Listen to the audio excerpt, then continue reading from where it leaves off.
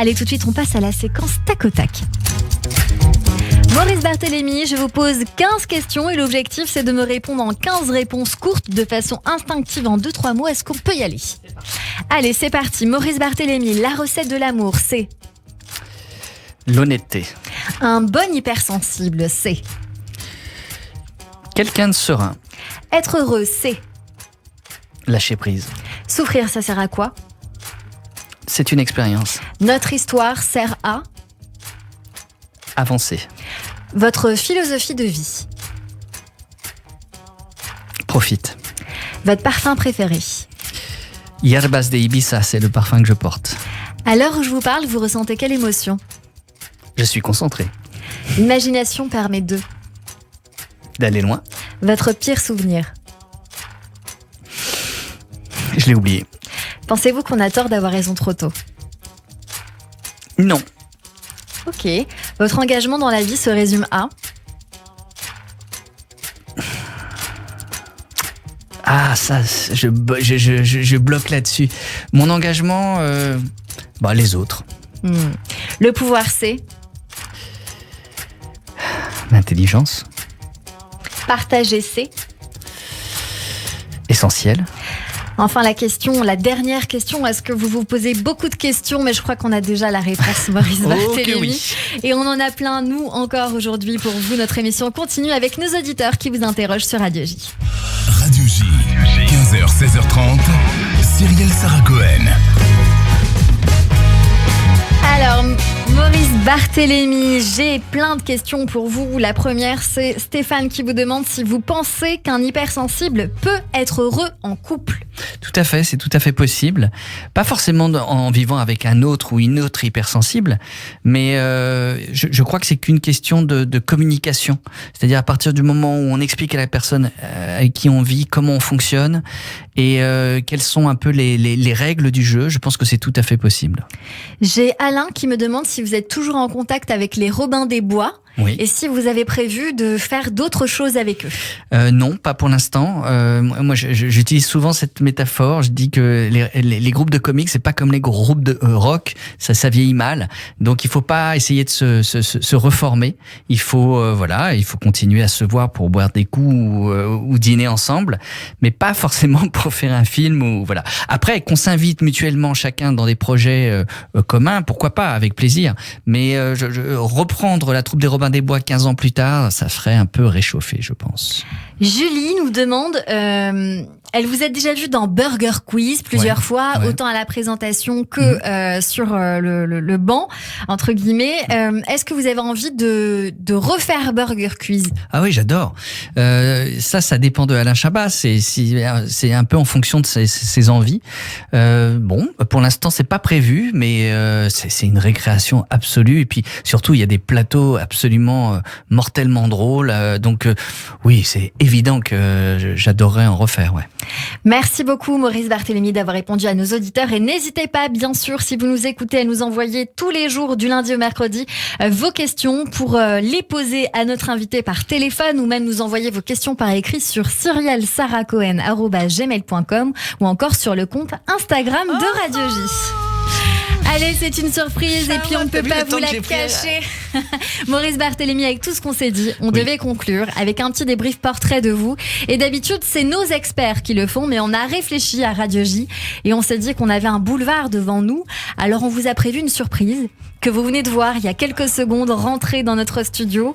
Elle a écouté attentivement depuis le début cette émission. Une personne que vous connaissez bien, c'est Charlotte Wills, avec qui vous avez coécrit ce livre Fort comme un hypersensible. C'est une personne qui vous connaît bien aussi. Et nous avons prévu de débriefer avec elle. Charlotte Wills, bonjour. Bonjour Cyrielle. Alors vous êtes psychopraticienne, spécialiste dans l'accompagnement des personnes hypersensibles. L'occasion de donner encore quelques clés, mais aussi de débriefer davantage. Dites-nous, qu'est-ce que vous avez pu retenir de cet échange avec Maurice Barthélémy, puisque je vois que vous avez pris plein de notes et même stabiloté. Je vois ça. Exactement. Alors, ce que je retiens de l'entretien avec Maurice Barthélémy, c'est toujours une grande sincérité, une grande honnêteté. D'ailleurs, il l'a dit dans le tac au tac et je pense vraiment que c'est quelque chose qui le caractérise. L'honnêteté, la simplicité, la sincérité et la sensibilité. Merci Charlotte.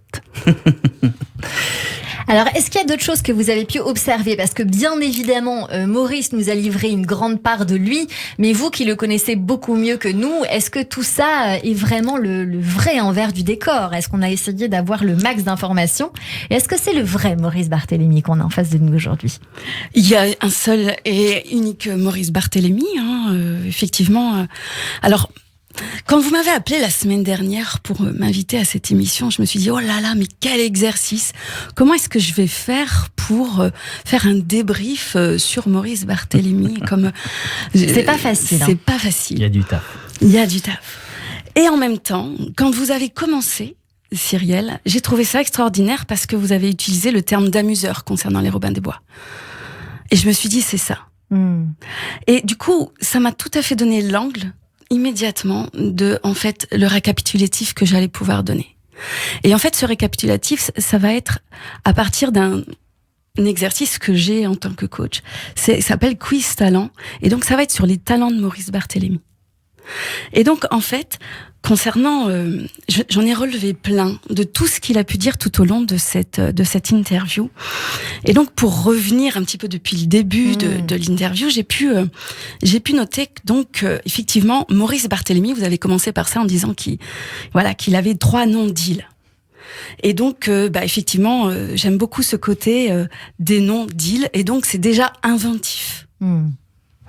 Ensuite, il a dit qu'il voulait faire quelque chose comme tout le monde. Qu'il a toujours voulu faire comme tout le monde. Mais en fait, non. Il n'a rien fait comme tout le monde. Et c'est ce qui lui réussit très bien. Alors pour ça, le talent, c'est la pudeur. L'humilité aussi. Oui, effectivement, la pudeur, l'humilité. Il a toujours eu des difficultés avec son prénom, Maurice. J'ai envie de lui dire, c'est ce qui fait son charisme aujourd'hui. Charisme. Ensuite, il a dit que effectivement vous avez relevé son départ difficile et c'est ça aussi que je voulais préciser, Cyrielle, c'est que je vous remercie beaucoup parce que on voit la lecture approfondie du livre que vous avez pu faire. J'ai trouvé ça extraordinaire. Et donc vous avez pu relever son démarrage difficile dans la vie, un peu compliqué. Et donc là, je dirais tenace. Oui, bien sûr. Et donc super tenace. Ensuite, il a dit, c'est ce qui a fait de moi ce que je suis aujourd'hui. Oui, humilité. Ensuite, il a dit, j'ai trouvé ma place en étant différent. C'est ce qui fait que, en fait, conciliant avec les choses, conciliant avec son histoire, et c'est ce qu'on peut appeler une forme de résilience aussi. Bien sûr. Qu'on découvre tout au long du livre, et on découvre même une résilience dans l'enfance. Exactement, dès le départ, en fait. Ensuite, il a dit, c'est pas toujours simple de vivre. Vous avez pu dire, Cyrielle, c'est pas toujours simple de vivre avec une famille comme ça. Et là, ce que j'ai pu relever, c'est détermination, parce que ce qui a été le leitmotiv de la vie de Maurice, c'est sa détermination, en fait, tout au long. Oui, de se définir aussi quelque part et de prendre son envol à un moment donné en disant ok, j'ai été pas mal ballottée, j'ai été à gauche à droite, mais aujourd'hui j'ai décidé que ma vie je la prends en main et je vais faire ça. Et malgré des sorties de route de maman qui disait tiens regarde tel prospectus, ça peut être pas mal, ben non, j'ai décidé que j'allais être acteur et je vais aller au cours Florent. C'est ça. Ensuite, il y a eu aussi un tout petit passage concernant, avec Tess, où elle n'avait pas envie de lire pour l'instant le livre. Je dirais pudeur et paternelle. Mais une pudeur qui n'appartient pas à Maurice, là, pour le coup.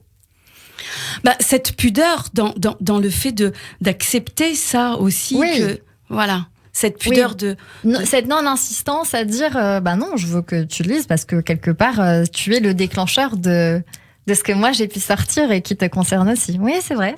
Mais c'est Maurice qui doit réagir. Qu'est-ce que vous pensez de ce que nous dit Charlotte Wills? Moi, je réagis, mais... J'ai l'impression d'être mort. C'est pour ça que je vous dis Je me dis, oh la vache, c'est bizarre. Alors, puisqu'on parle de pudeur, c'est vrai que j'ai du mal un peu à rebondir là sur tout ce qui vient de dire, parce que c'est déjà très touchant.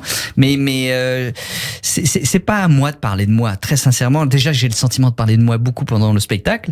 Mais bon, voilà, c'est super. Si Charlotte voit ça chez moi, ça me touche énormément. Et j'ai plein de choses à dire aussi sur Charlotte, mais ça sera une autre émission. Une autre émission, bien sûr. Alors Charlotte, moi je vous ai à côté de moi. Oui. Vous avez coécrit donc ce livre Fort comme un hypersensible avec Maurice Barthélémy.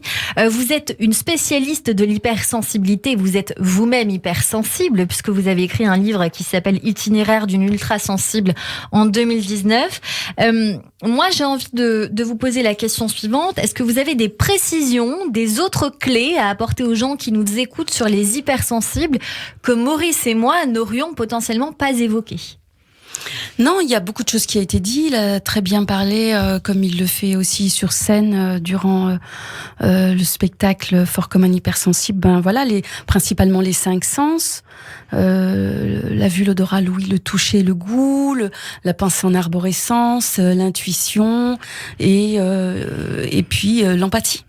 Et puis l'empathie. Alors, Est-ce que quand on se découvre hypersensible, on doit nécessairement se faire détecter? Comment on se fait détecter? Est-ce que finalement, nous, on le ressent et ça peut suffire? Ou est-ce qu'il faut venir voir quelqu'un comme vous pour en être certain? Oui. C'est très personnel finalement. Il y a le test de Hélène Aron qu'on trouve très facilement sur Internet, donc on peut le faire. Qui est gratuit ou il est payant? Oui, non, on peut le trouver très facilement sur Internet gratuitement, bien sûr. Oui, il faut.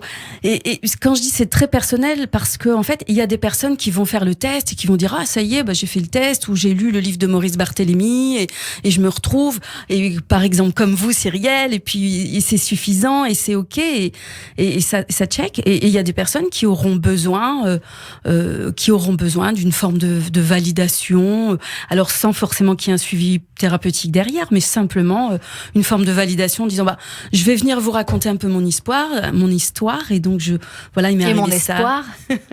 et donc du coup ils ont besoin d'une forme de validation par un professionnel, donc ça c'est ok aussi. Alors je sais que beaucoup de personnes ont envie de vraiment se faire détecter. Il faut quand même apporter une petite nuance au fait de se faire détecter, parce que certains pensent que c'est par rapport au QI que nous pouvons avoir, qui est plus ou moins élevé, qu'on va détecter l'hypersensibilité. Or, cette détection, c'est plutôt pour les hauts potentiels.